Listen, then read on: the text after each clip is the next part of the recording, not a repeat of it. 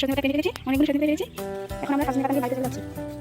আমরা এখন বাড়িতে এসে পড়েছি। আমাদের বাড়ির গেটের পাশে ফুল গাছগুলি, দেখো ফুল গাছগুলি, ফুল গাছ কত সুন্দর ফুল, হলুদ হলুদ রঙের ফুলগুলি দেখতে খুবই সুন্দর।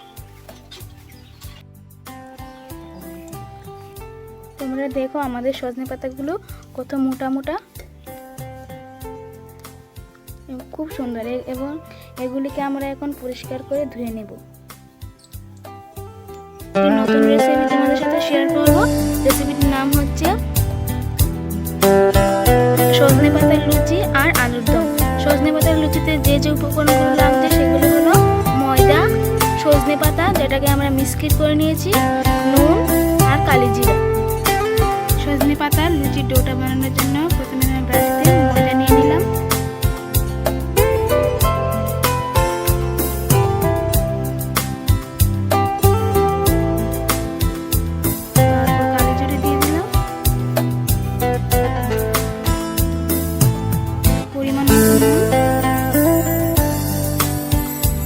এখন আমরা সজনে পাতা যে মিক্সড নিয়েছিলাম এটা দিয়ে দেবো।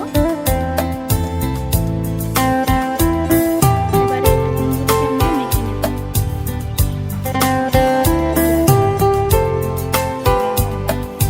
আমরা এতে কোনো জল ব্যবহার করব না, যে সজনে পাতার যে জলটা আছে সেটাতেই মিক্সড করানোর সময় আমরা সজনে পাতাতে একটু জল দিয়েছিলাম। এই জলটা দিয়ে এখন আমরা ডোটা মেখে নেব।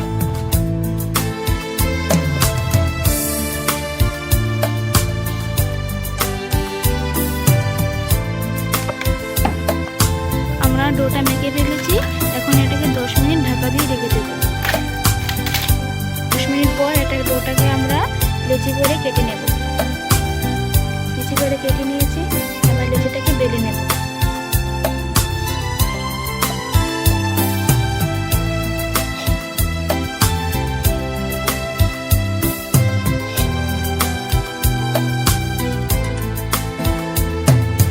কড়াই বসিয়ে দিলাম। কড়াইয়ে তেল দেওয়া হয়েছে। কড়াইয়ে তেল গরম হতে হতে আমরা আলুগুলোকে দিয়ে আলু কাটাও শেষ হয়ে গেছে।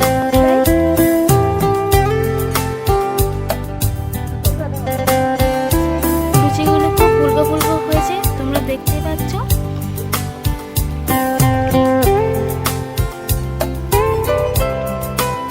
এবার কড়াইতে আমরা লুচিটাকে দিয়ে দেবো।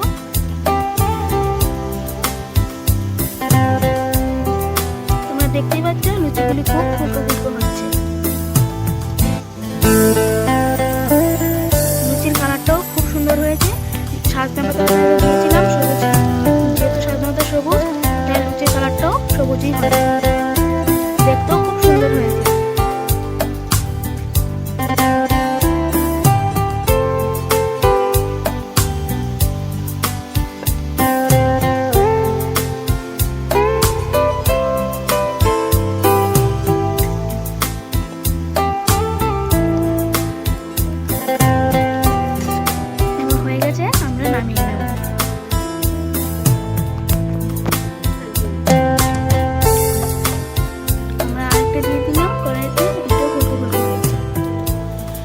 ফুলকো ফুলকো হয়েছে এবং লাল লালও হয়েছে।